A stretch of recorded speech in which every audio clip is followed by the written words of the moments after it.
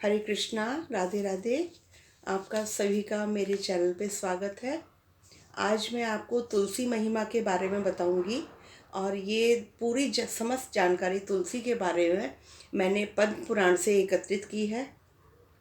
तो सोचा कि तुलसी के बारे में सबके को बताया जाए कि कितनी महिमा है तुलसी जी की हमारे जीवन में। तो आइए आज इसकी जानकारी एकत्रित करते हैं और आपके बीच में मैं साझा करती हूँ जो मैं कलेक्शन मैंने किया है पद्म पुराण से। धन पवित्र होत है, हाथ से कर तू दान। तन पवित्र होत सो कर सेवा का दान। मन पवित्र होत सो प्रभु भजन का दान। त्रिविध होत है या नर को होत कल्याण। हाथों से दान करने से, धन को पवित्र करने से, तन को पवित्र करने से हमारा कल्याण होता है और इसी तरह भगवान का भजन करने से, भगवान की चर्चा करने से इस नर तन का कल्याण होता है। आइए हम तुलसी की महिमा के बारे में चर्चा करते हैं।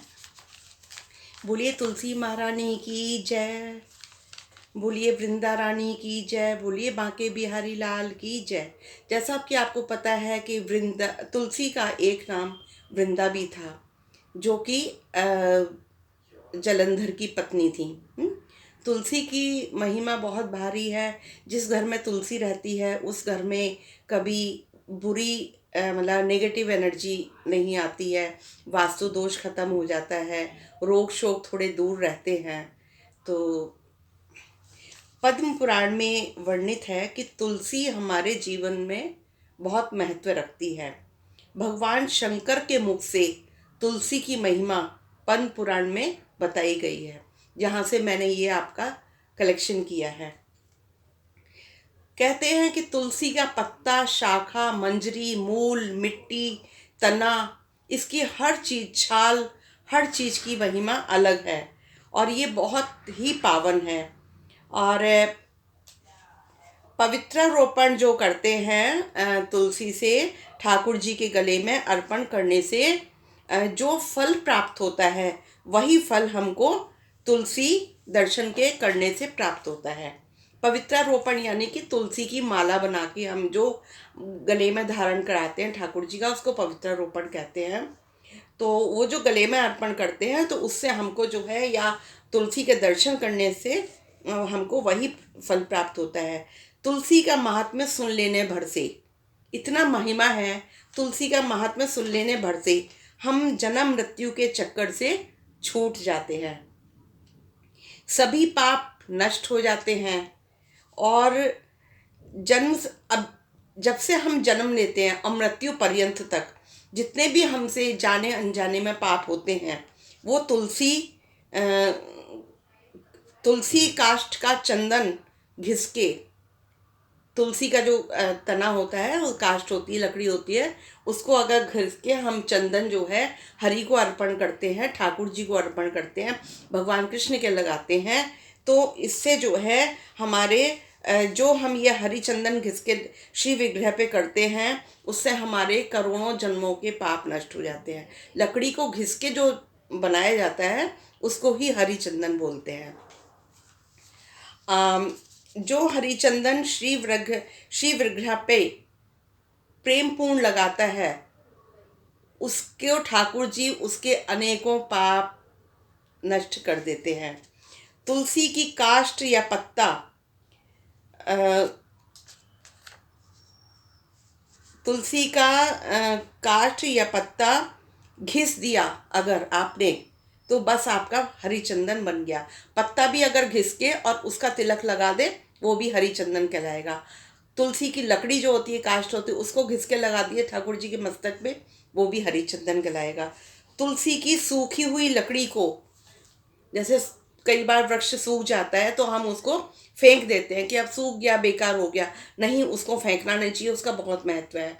उसको कभी कचरा समझ के मत फेंकिए। देखिए उसके विषय में आपको जानकारी दूंगी। अब मैं कभी नहीं फेंकती, सूखा हुआ मेरे यहाँ रखा रहता है, क्योंकि जब सर्दी में पत्ती सूख जाती हैं तुलसी जी, तो हम कैसे भोग लगाएं, कुछ भी नहीं मिलता। तो मैं उसी काष्ठ की एक कण लेके ठाकुर जी के प्रसाद में डाल देती हूँ, भगवान भोग अर्पण कर लेते हैं। इसकी इतनी महिमा रहती है। इसकी दिया भी जलाते हैं। इससे अगर काष्ठ से आप घी में भिगो के उसकी भगवान की आरती करिए तो ये हरी आरती बहुत कल्याणकारी है ना। तो इसको कचरा समझ के फेंकना नहीं चाहिए। जो तुलसी की काष्ठ की आग से, देखिए वही बात आ गई, आग से दीप जलाता है, उसे 100 करोड़ दीप दान का फल प्राप्त होता है। अगर आप साधारण कर रहे हैं कोई बात नहीं, कार्तिक के महीने में, माघ महीना आने वाला है, आप इसकी काष्ठ को घी में भिगोइए और फिर उससे आरती कीजिए ठाकुर जी की, तो इससे 10 करोड़ दीप दान का आपको फल प्राप्त होता है। जो ब्राह्मण तुलसी काष्ठ की अग्नि से हवन करते हैं उन्हें एक एक तिल में अग्निष्टोम का फल प्राप्त होता है। तुलसी की लकड़ी की आग से तैयार नैवेद्य का थोड़ा सा भी अंश भगवान केशव को अर्पण किया जाए तो वह मेरू पर्वत के समान फलदायी है। तुलसी की लकड़ी की आग से, अगर जैसे जब हम चूल्हा जलाते हैं जो भी है, उसमें थोड़ा सा भी हम तुलसी का कण डाल दें लकड़ी का, तो वो तुलसी की काष्ठ की आग हो जाएगी। उससे जो नैवेद्य तैयार होता है तो उससे जो है मेरू, और जो भोग लगाया जाए उससे निर्मित, वो मेरू पर्वत के समान फलदायी होता है। जो तुलसी काष्ठ का धूप देता है, तुलसी जला के काष्ठ से उसे धूप देते हैं भगवान को, उनके अनुसार 100 यज्ञ अनुष्ठान व 100 गौदान का फल प्राप्त होता है। ये मैंने सारा आपके लिए पद्म पुराण से संचित करके इसमें लिखा है और फिर मैं उसको आपके समक्ष बता रही हूँ। जो अपने शरीर से तुलसी की कीचड़, तुलसी की मिट्टी जो होती है, गीली मिट्टी, उसको लगा के स्नान करता है, हाँ, या फिर तो उसको एक ही दिन में 100 दिन का श्री विष्णु पूजन का फल प्राप्त होता है। इतनी महिमा है इसकी। या अगर थोड़ी सी आप तुलसी की मिट्टी अपने माथे पे, मस्तक पे लगा लीजिए, या उसकी लेके थोड़ा सा लेप करके स्नान कीजिए, तो आपको जो है एक ही दिन में 100 दिन का विष्णु पूजन का फल प्राप्त हो जाएगा। ये सब पद्म पुराण में वर्णित है। तुलसी की मिट्टी से स्नान करने पर तीर्थ स्थान का जितना फल मिलता है, तीर्थ स्थान जाने का, वो आपको मिल जाएगा। जो तुलसी की मंजरी से पूजा करता है वो जब तक सूर्य चंद्रमा है इस जगत में तब तक उनके घर में पुण्य भोगता है। जब तक सूर्य चांद रहेंगे तब तक उसको इसका पुण्य मिलता रहेगा। जो व्यक्ति प्रतिदिन तुलसी दल से पूजा करता है भगवान कृष्ण की, वो धनवान होता है। तुलसी दल से हम पूजा करेंगे तो धनवान होगा, धन की आपको मतलब आशीर्वाद मिलेगा भगवान का। तुलसी के जड़ में ब्रह्मा जी स्थित हैं और मध्य में जनार्दन मतलब भगवान कृष्ण, और मंजरी में रुद्रदेव का निवास है, भगवान शंकर का। इसीलिए कहते हैं कि तुलसी भगवान शंकर को नहीं चढ़ाई जाती, लेकिन मंजरी चढ़ा दी जाती है। मंजरी भगवान के ऊपर चढ़ जाती है, शंकर जी के ऊपर, लेकिन तुलसी पत्र नहीं चढ़ता। तुलसी पत्र क्योंकि पटरानी है भगवान की, इसलिए वो उनके चरणों में ही रहती हैं, किसी और अन्य का वो स्पर्श नहीं कर सकती। इसीलिए मंजरी रुद्रदेव को चढ़ाई जाती है। जिस घर में, गांव में, देश में तुलसी का वास है वहाँ जगदीश प्रसन्न होकर चित्त निवास करते हैं। घी, उस घर में दरिद्रता नहीं आती जिस घर में तुलसी वास करती हैं। अगर शिव मंदिर में तुलसी का पौधा लगा दिया जाए और उससे जितने भी मंजरी में बीज तैयार होते हैं, सूख जाती है मंजरी तो उसमें बीज निकलते हैं, अगर उस बीजों को संचित करके और फिर अन्यत्र कहीं उसी मंदिर में पौधे लगा दिए जाएं तो उससे जो है नया वृक्ष उगाता है। अतः मंजरी को कभी भी फेंकना नहीं चाहिए और संभाल के रखना चाहिए। और कहते हैं कि शिव मंदिर में तुलसी का पौधा लगाने से उसमें जितने बीज तैयार होते हैं वो व्यक्ति उतने ही युगों तक स्वर्ग में वास करता है। कितनी महिमा है इसकी। और ये तो जो विदेश में हमारे भक्त रहते हैं उनको तुलसी नहीं मिलती है, उनके लिए बहुत अच्छा है कि मंजरी इकट्ठी कर लें, जब नहीं होता है तो वो बो दें, तुलसी का पौधा निकल आएगा। तो वहाँ पे ऐसे ही करना चाहिए। हमारे भारतवर्ष में तो जहाँ तहाँ मिल जाती हैं और ये हमारा सौभाग्य है कि हमको इतनी दिक्कत नहीं आती है।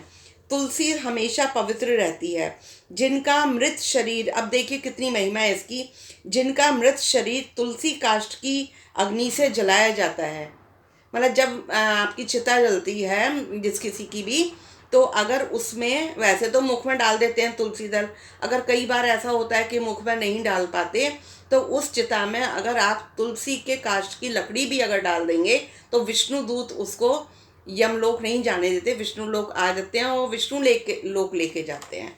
तो कहते हैं कि जिसका मृत शरीर तुलसी काष्ठ की आग से जलाया जाता है वो व्यक्ति विष्णुलोक में चला जाता है। तुलसी के बगीचे, वृक्ष आदि के दर्शन मात्र से भी सभी पाप नष्ट हो जाते हैं।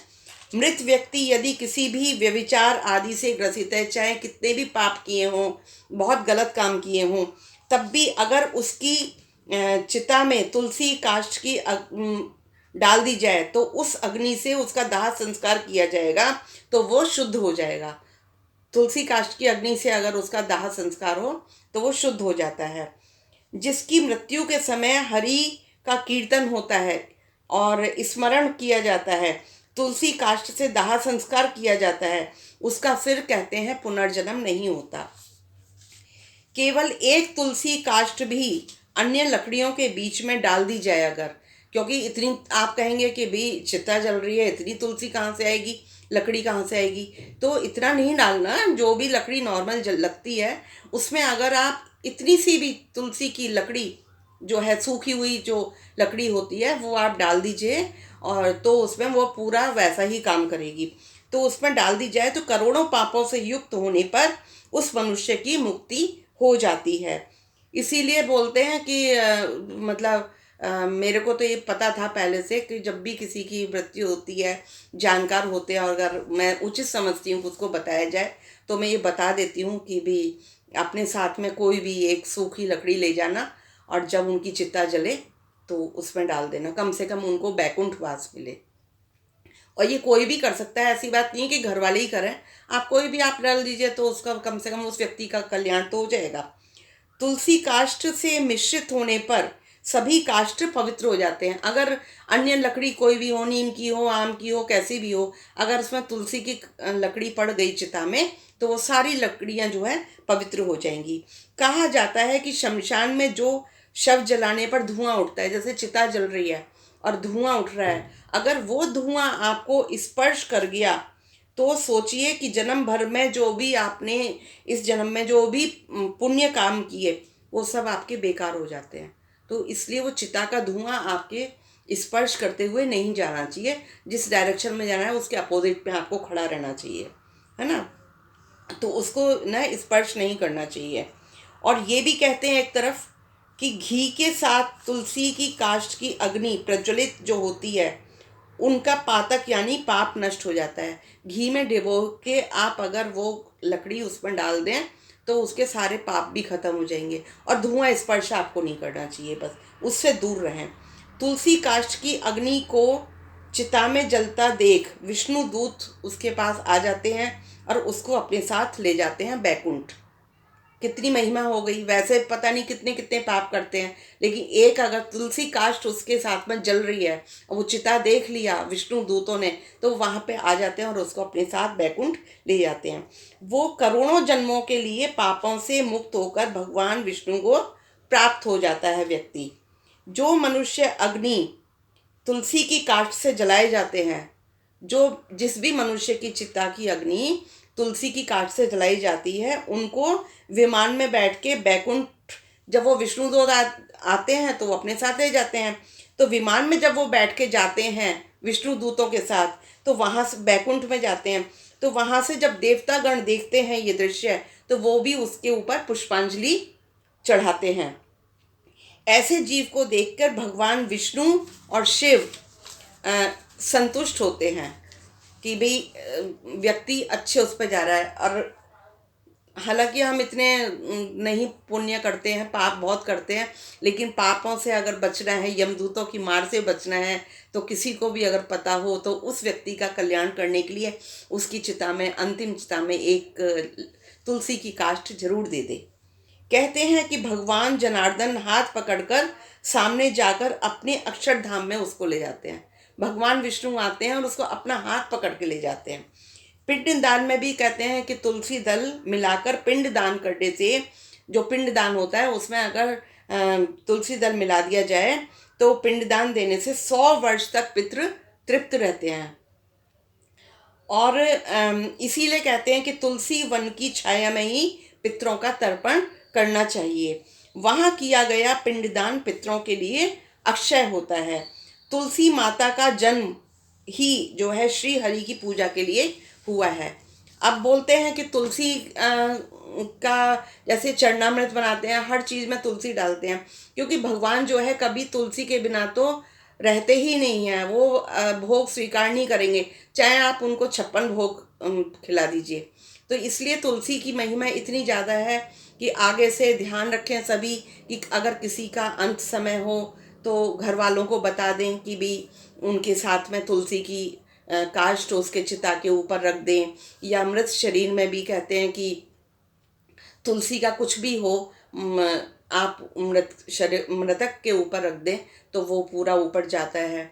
और हरी चंदन लगाइए, लकड़ी घिस के हरी चंदन, कभी उसकी लकड़ी को, सूखी लकड़ी को फेंकिए मत, संजो के रख लीजिए, इकट्ठी करके रख लीजिए, कहीं ना कहीं काम जरूर आता है। जब तुलसी सूख जाती है, नहीं मिलती, तो उसका एक कण भी अगर तुलसी के लकड़ी का काष्ठ का आप भोग में डाल देंगे तो वो आपके भोग में काम आएगी।